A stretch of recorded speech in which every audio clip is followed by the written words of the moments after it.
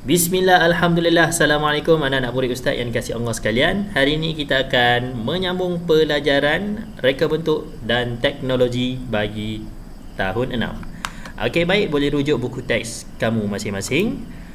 Kita untuk tahun 6 ini, kita akan belajar untuk dua tajuk besar. Yang pertama, kita akan ada unit 1 berkaitan tentang penghasilan projek. Okey. Dan yang kedua adalah berkaitan tentang teknologi pertanian. Okey, baik. Hari ini kita akan go through untuk tajuk penghasilan projek. Okey, baik.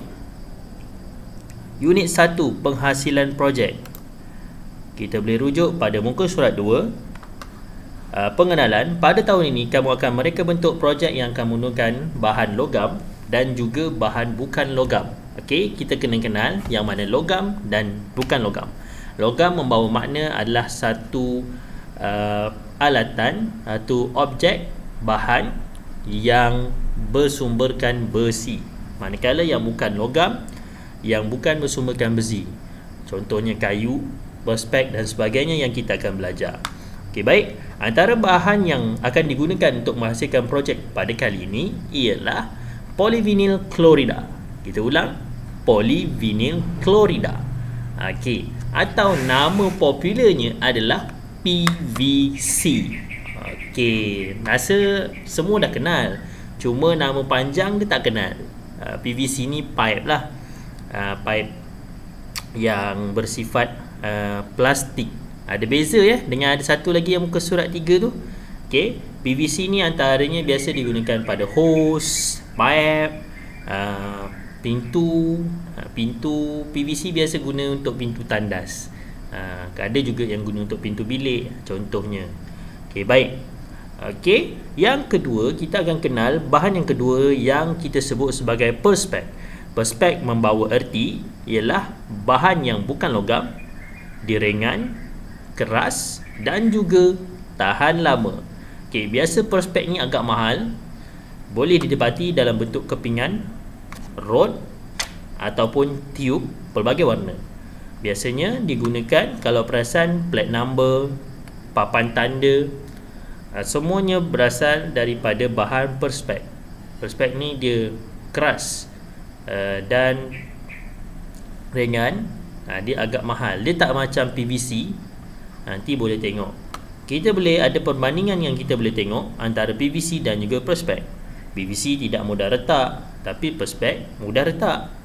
PVC mudah dilentur, tapi perspek sukar dibentuk dan dilentur.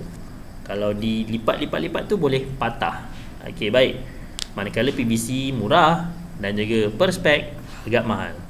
Okey, yang seterusnya kita akan mengenali beberapa alatan tangan yang Ustaz rasa semua orang dah tahu. Cuma kita nak belajar secara lebih detail. Okey, baik. Yang pertama, ni kalau tak kenal juga tak kenal juga maksudnya memang awak ni tak pernah tengok lah orang buat kerja-kerja pertukangan dan sebagainya. Ni senang saja, gergaji tangan. Okey, cuma nak kenal mana satu bahagian dia. Okey, ada pemegang, ingat, ada bilah, ada mata. Okey, baik. Yang kedua, gergaji lengkung halus. Fungsi penting. Sebab nanti kalau ada soalan, kita kena jawab mengikut fungsi dia. Okey, lengkung halus ni dia untuk gergaji bentuk lengkung yang bahannya nipis. Okey, kalau yang gergaji tangan ni bahan yang tebal-tebal, kayu-kayu yang agak kasar boleh gunakan untuk potong. Okey, baik. Yang seterusnya gergaji kerawang ataupun scroll saw. Saw ni dalam bahasa Inggeris membawa erti gergaji lah. Okey, digunakan menggunakan tenaga elektrik dan terdapat mata gergaji yang halus, sangat sesuai untuk potong bahagian melengkung dengan cepat. Okey, baik. Dia bukan lengkung saja, gergaji ni khusus untuk kita potong bentuk yang memerlukan susun atur yang ada degree ataupun darjah, 90 darjah, 60 darjah, 80 darjah dan sebagainya. Kita perlukan gergaji kerawang untuk dapat potongan yang tepat dan cantik. Yang seterusnya pahat. Pahat ni awak tahulah digunakan untuk apa. Pahat ni untuk meraut, meratakan tanggam, membersihkan bucu tanggam. Tanggam ni adalah gabungan kayu ataupun sesuatu projek binaan yang menggunakan sistem slot in. Dia masuk dan sebagainya untuk menggabungkan daripada bahan A dengan bahan B. Okey, baik. Tak apa. Kita kena kenal dulu alat tersebut. Okey, pada tanggam, pada pahat kita kenal ada hulu, yang ni pemegang dia, mata. Tu je, cukup. Tak ada susah. Okey, baik. Yang seterusnya kita kena kenal pisau pemotong perspek. Ni pisau dia lah untuk potong perspek. Dia mata ni macam ni. Macam mata potong pokok getah. Okey, baik. Beza, jangan guna pisau ni untuk potong kertas. Dia khas untuk potong perspek. Yang seterusnya pistol pengekut atau kita lebih kenal sebagai stapler gun. Ni senang, awak pun kenal kan. Hati-hati, kalau biasa orang ambil benda ni, dia selalu guna untuk main. Dia tembak orang kan. Sangat bahaya. Dia sangat kuat. Nak stapler kayu dan sebagainya. Tak sesuai untuk stapler kertas. Dia khusus untuk stapler benda yang agak keras. Okey, baik. Yang seterusnya nombor 7, pistol perekat panas atau in English we call it as hot glue gun.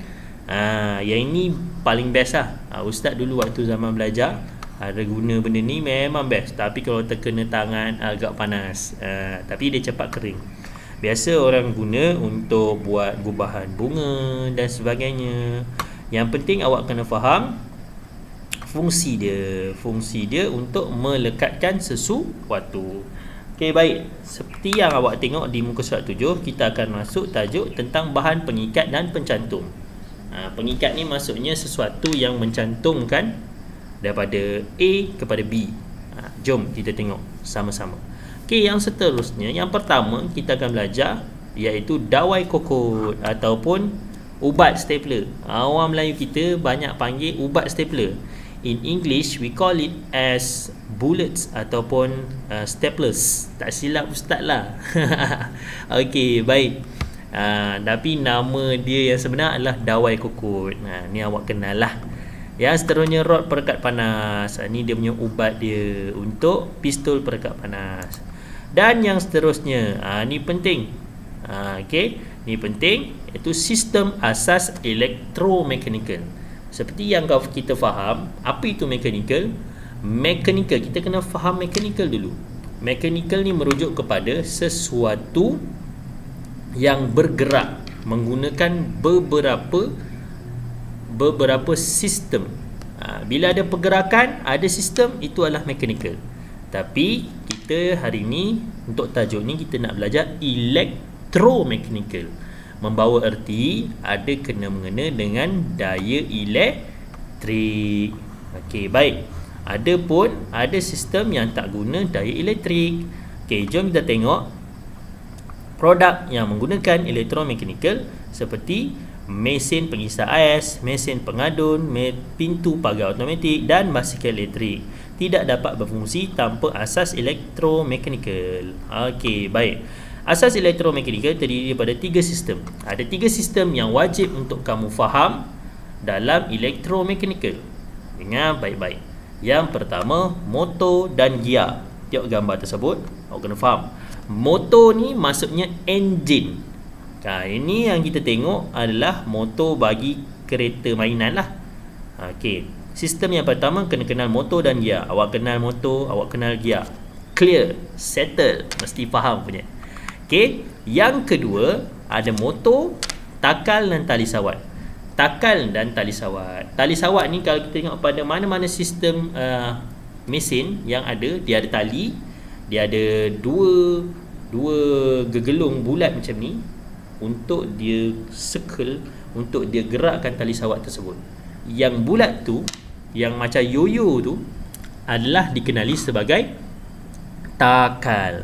Dan yang terakhir untuk hari ini iaitu motor, gegancu dan juga rantai. Awak kenal motor, awak kenal gegancu. Gegancu dalam bahasa orang Melayu kita sebut sebagai Prewell.